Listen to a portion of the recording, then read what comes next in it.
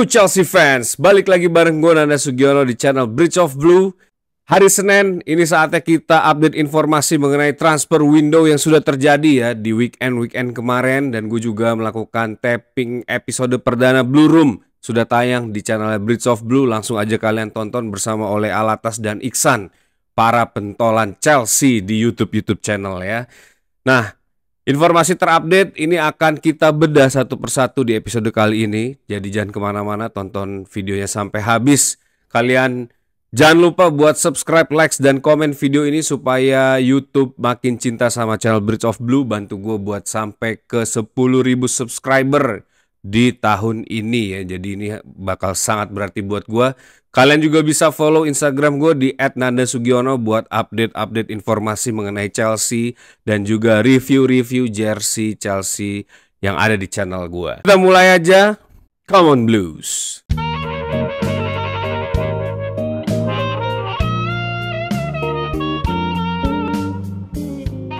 Oke, informasi pertama datang dari Xavi Simons dan Jarell Hato ya. Diinfokan oleh Bobby Vincent, Xavi Simons sudah sangat dekat untuk menuju ke Chelsea ya. Nilai transfernya kemungkinan besar antara 60-70 juta. Dan gue juga sudah membahas bagaimana Xavi Simons ini seandainya jadi bergabung ke Chelsea, posisinya seperti apa dan apa yang akan dia berikan ya kontribusinya buat Chelsea.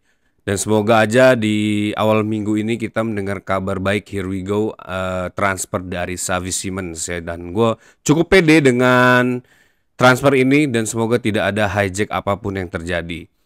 Di berita berikutnya, Jarell Hato ya. Jarell Hato sudah semakin mendekat juga, dan di pertandingan pramusim Ajax, Jarell Hato ini tidak dibawa ya. Dan digembar-gemborkan dia sudah sangat fokus untuk bermain buat Chelsea.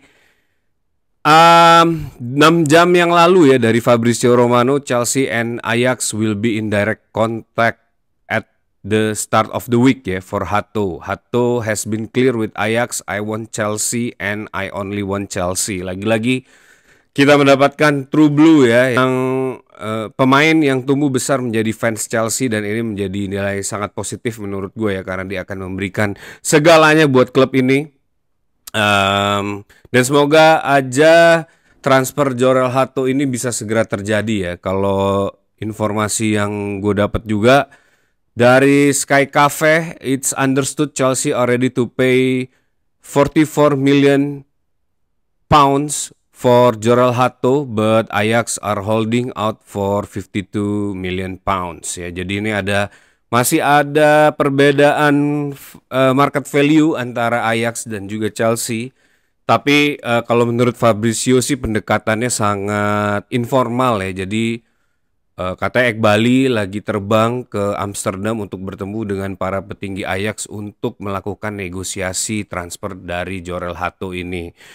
Dan kalau 52 juta kayak terlalu tinggi ya. Tapi kalau 44 juta masih oke, dan Jarell Hato ini sangat punya potensi untuk menjadi yang terbaik ya. Tapi gue juga khawatir karena diinformasikan bahwa Cristiano Ronaldo wants Al Nassr to sign Marc Cucurella ya. Ini juga gue nggak tahu apakah ini hanya berita clickbait ya dari J. Felix Diaz. Nah ini juga mungkin nih orang-orang kurang kerjaan di weekend, jadi dia berusaha untuk membuat thread yang viral ya. Tapi gue juga kalau seandainya ini memang benar positif, apakah ada kemungkinan Jarell Hato ini sebagai pengganti Marc Cucurella? Kita juga nggak tahu. Tapi seandainya Al Nassr datang dengan penawaran bombastis, itu yang gue khawatirkan. Todd Boehly dan Clark Company ini kemungkinan akan goyang. Tapi semoga enggak ya. Kalau gue menjadi manajemen, gue nggak mau menjual pemain yang lagi prime seperti Marc Cucurella ini ke Al Nassr di saat Chelsea sedang bersaing menjadi tim terbaik di dunia saat ini ya. Walaupun kita sudah menjadi tim terbaik, tapi misi kita di musim depan adalah memenangkan Premier League dan Champions League ya. Jadi Pemain seperti Marco Correa ini menurut gue akan sangat berguna buat Chelsea di musim depan. Dan harapannya semoga ini hanya berita hoax ya. Next. Informasi terupdate dari Joe Felix ya. Joe Felix sudah resmi akan bergabung dengan Al Nassr dan reunited bersama Cristiano Ronaldo, teman satu negaranya ya di Portugal. Joe Felix ini berhasil ditransfer dengan mahar sebesar 50 juta pounds ya. 30 juta itu dibayarkan di awal dan 20 juta pounds sebagai add-ons yang akan diberikan secara bertahap ya.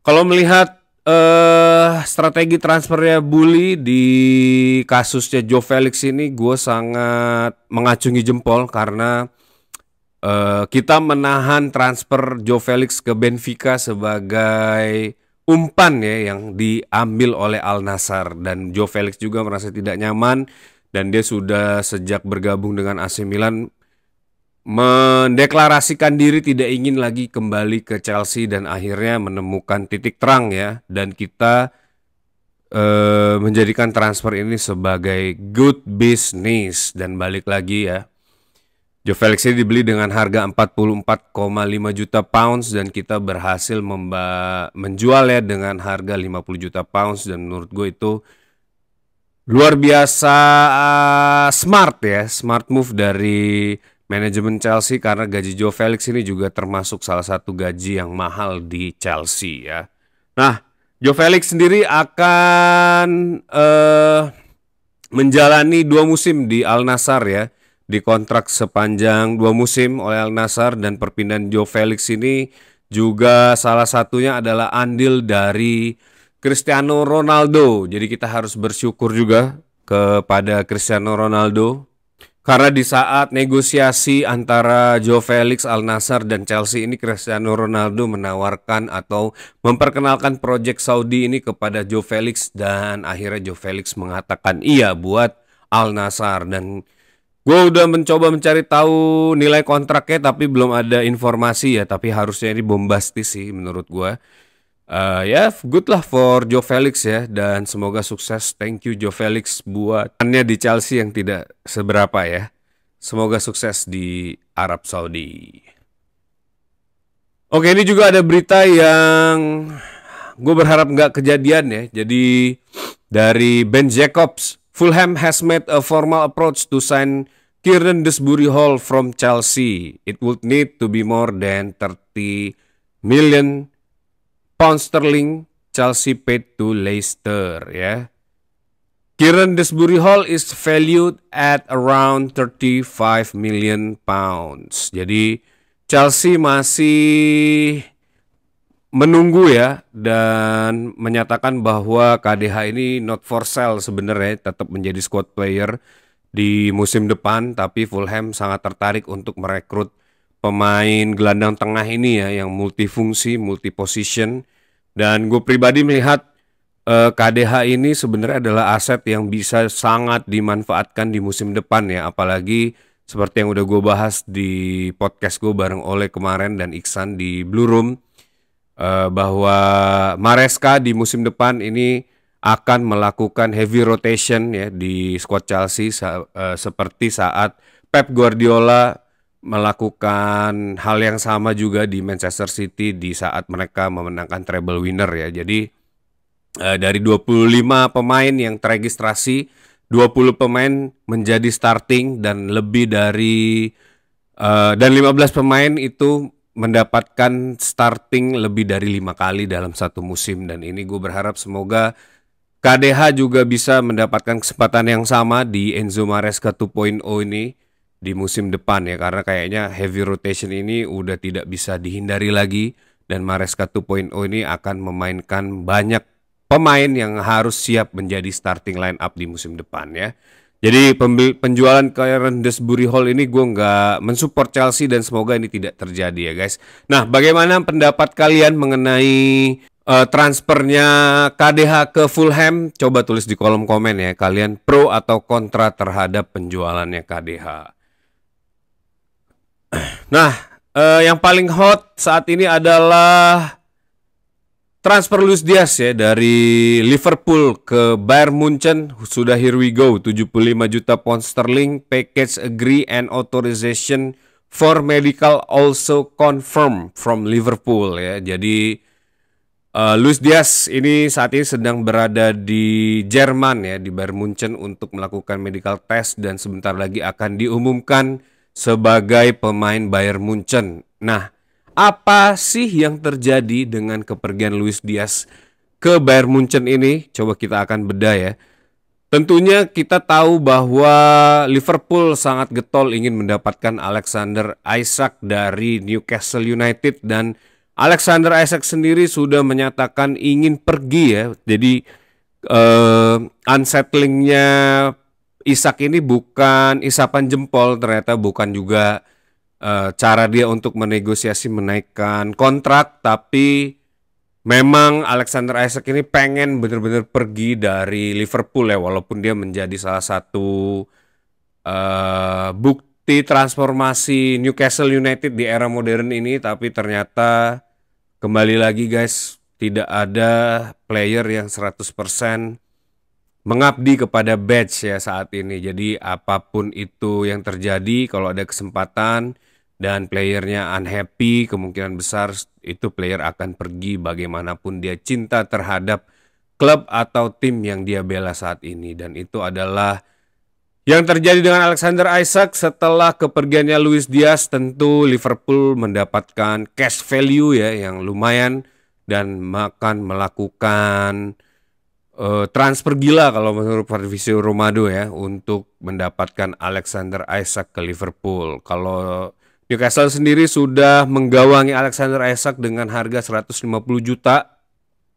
Penawaran terakhir Liverpool itu di angka 120 juta, tapi kita lihat apakah gap 30 juta ini akan diambil oleh Liverpool. Dan Alexander Isak sendiri sangat ingin bermain untuk Liverpool, tapi saat ini Liverpool sudah mendatangkan Hugo Ekitike ya sebesar 75 juta. Dan sudah here we go juga. Jadi gue nggak tahu apakah Arne Slot akan bagaimana dia memfungsikan dua striker ini ya, striker barunya ini di Liverpool musim depan. Nah, transfer Alexander Isak ini tentu akan menjadi berita yang hot ya, yang disorot sampai mungkin di minggu-minggu ini. Karena 150 juta itu menjadi pembelian ketiga termahal ya setelah Neymar, Mbappe, dan Alexander Isak ya. Nah, tapi gue nggak tahu apakah Chelsea akan in the race untuk mendapatkan tanda tangan Alexander Isak ini. Tapi sudah dikonfirmasi bahwa Chelsea not interest ya terhadap Alexander Isak. Karena satu, bracket gajinya juga mahal. Karena Alexander Isak ini minta 300.000 per minggu ya. Itu equal dengan 14-18 juta per tahun. Dan umurnya juga sudah lebih dari bracketnya Chelsea ya. Kalau nggak salah 27 tahun kalau nggak salah ya Alexander Isak ini. Nah, policy transfer Chelsea tentu memiliki straight rules ya, bahwa pemain di bawah 23 tahun itu yang sangat tempting untuk direkrut oleh Chelsea. Jadi kayaknya Alexander Isak ini tidak ada di dua kategori tersebut. Jadi kemungkinan besar manajemen Chelsea tidak ingin menegosiasikan polisinya untuk Alexander Isak ya. Selain harganya mahal, kita juga masih belum banyak mengoffload pemain dan gajinya juga kayaknya terlalu gede ya. Nah, ngomong-ngomong soal bisnis transfer ya, saat ini Chelsea sedang disorot karena transfernya Joe Felix ini menjadi salah satu bukti kelihayan Todd Boehly untuk melakukan bisnis ya di jendela transfer musim ini. Gue pribadi melihat Todd Boehly ini sebagai seorang bisnismen yang sangat handal ya. Todd Boehly dengan bumpy road yang dia laluin, akhirnya kita tahu bahwa tujuan Chelsea ini untuk membangun squad dengan guideline yang lebih jelas ya, pemain-pemain muda, pemain-pemain potensial, terus juga pelatih yang breakthrough, dan ini yang membuat Chelsea sampai saat ini ya, dan menjadi akhirnya bisa berhasil menjuarai kejuaraan dunia di tahun ini. Dan ini juga menjadi salah satu hal yang mungkin gue bilang cukup sehat ya buat dunia bisnis persepak bolaan, jadi nggak lagi spending cash yang jor-joran seperti yang dilakukan Chelsea di 2 dan 3 tahun terakhir. Tapi pun masih banyak orang sinis di luar sana yang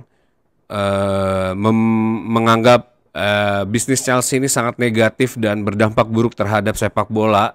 Tapi kalau kita lihat secara head to head antara Liverpool, Arsenal, Manchester City, Manchester United ya, di antara para top 6 tim di Premier League, Chelsea merupakan salah satu-satunya menurut gue ya tim yang sangat aktif menjual pemain dengan harga yang sangat-sangat baik ya.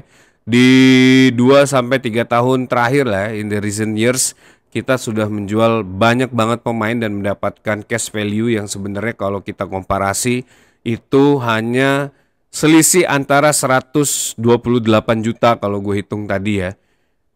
Dari total penjualan dan pembelian pemain, dan tentu itu belum termasuk sponsorship yang sebentar lagi akan datang dan juga cash value yang kita dapatkan dari klub World Cup. Jadi seharusnya Chelsea ini melakukan bisnis dengan sangat baik ya di setiap tahun. Mungkin di awal-awal terlihat seperti bakar-bakar duit, tapi balik lagi PSR berlaku itu 3 tahun sekali ya. Jadi seharusnya Chelsea sudah bisa memproyeksikan hal tersebut ya. Jadi Todd Boehly di musim ini kelihatannya tidak cukup agresif tapi melakukan smart move yang menurut gue juga sangat-sangat baik untuk pertumbuhan tim ini dengan kebutuhan squad yang dilakukan oleh Enzo Maresca.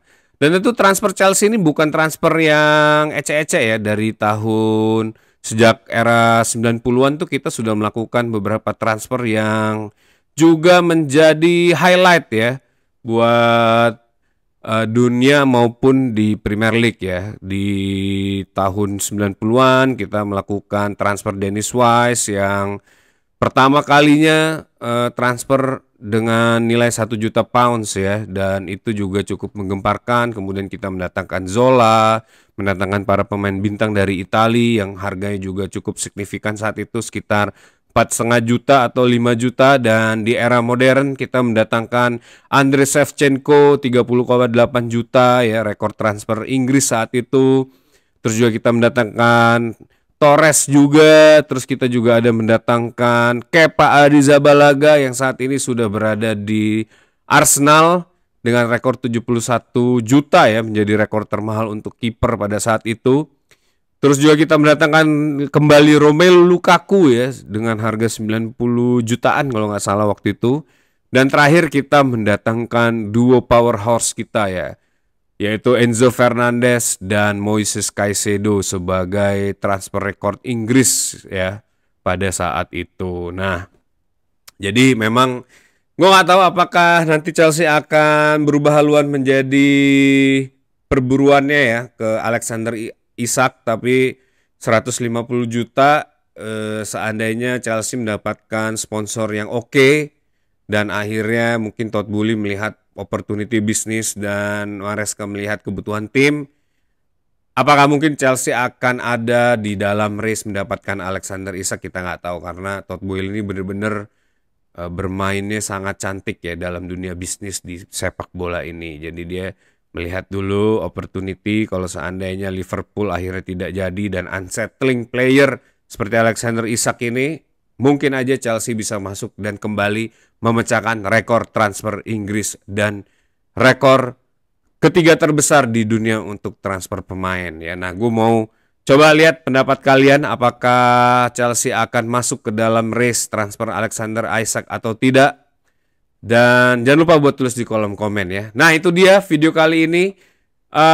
Buat teman-teman lain jangan lupa buat subscribe, likes, dan komen video ini ya. Kalian juga bisa follow gue di Instagram @nandasugiono buat update informasi terbaru mengenai Chelsea, karena di grup channel gue selalu update ya, menit per menit, jam per jam. Jadi jangan lupa juga buat bantu gue mendapatkan 10.000 subscriber di tahun ini ya. Masih ada sekitar 5 bulan lagi, karena gue akan memberikan giveaway berupa Chelsea jersey vintage ya, yang nanti akan gue keluarin. Jadi jangan lupa buat support gue guys. Sampai ketemu lagi di next episode. Once a blue, always be blue, up the Chelsea.